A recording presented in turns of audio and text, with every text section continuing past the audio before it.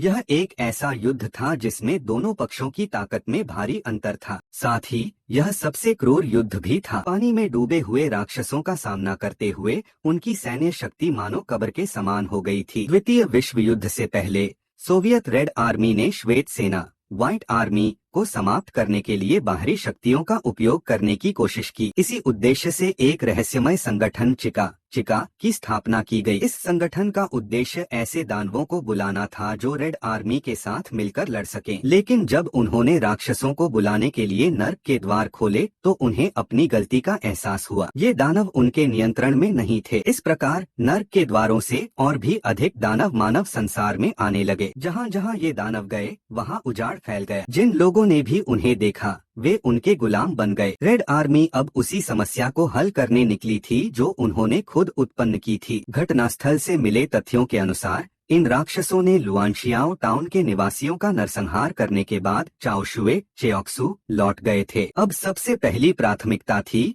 उनका पीछा करना और उन्हें नष्ट करना। उनके छोड़े गए पैरों के निशान जंगल में मिले। ये निशान पूरे जंगल में फैले हुए थे जिससे स्पष्ट था कि राक्षस पास ही छिपे हुए हैं। स्नाइपर राइफल की मदद से उन्होंने एक राक्षस को देखा और उसी क्षण एक गोली चली और युद्ध शुरू हो गया। गोली की आवाज से और भी राक्षस आकर्षित हुए। लाल रोशनी की चमक में अनगिनत दानव जंगल की गहराई से बाहर निकल आए। वे इतनी तेजी से चलते थे कि पलक झपकते ही सैनिकों के पास पहुंच जाते। लेकिन सैनिक भी कम नहीं थे, वे सभी अनुभवी योद्धा थे। हालांकि कुछ नए सिपाही अनुभव की कमी के कारण अपनी जान गंवा बैठे। तेज आग बरसाने के बावजूद युद्ध एक तरफा हो गया। लड़ाई के बाद सैनिकों ने मैदान को साफ किया और बर्फ में चिका संगठन के एक सदस्य की लाश पाई। स्थिति बेहद गंभीर थी। रात होते ही जंगल के भीतर एक और लड़ाई छिड़ गई। अधिकारी ने बचाव का आदेश नहीं दिया क्योंकि चाहे वे सहायता के लिए जाएं या नहीं, वह छोटा दस्ता मृत्यु से नहीं बच सकता था। इसलिए उन्होंने अपनी ऊर्जा अगले युद्ध के लिए बचाने का निर्णय लिया। दूसरे दिन सैनिकों को रास्ते में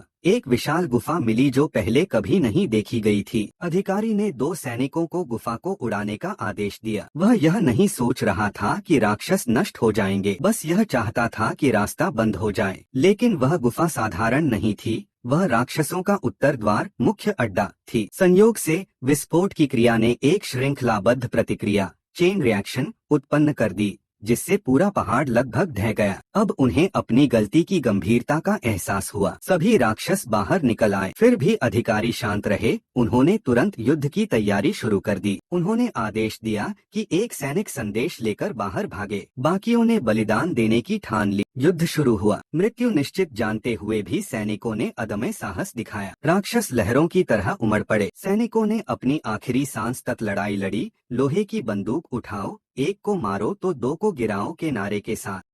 Thank you for watching. ऐसे ही स्टोरी पार्ट देखने के लिए चैनल को सब्सक्राइब जरूर कर लें।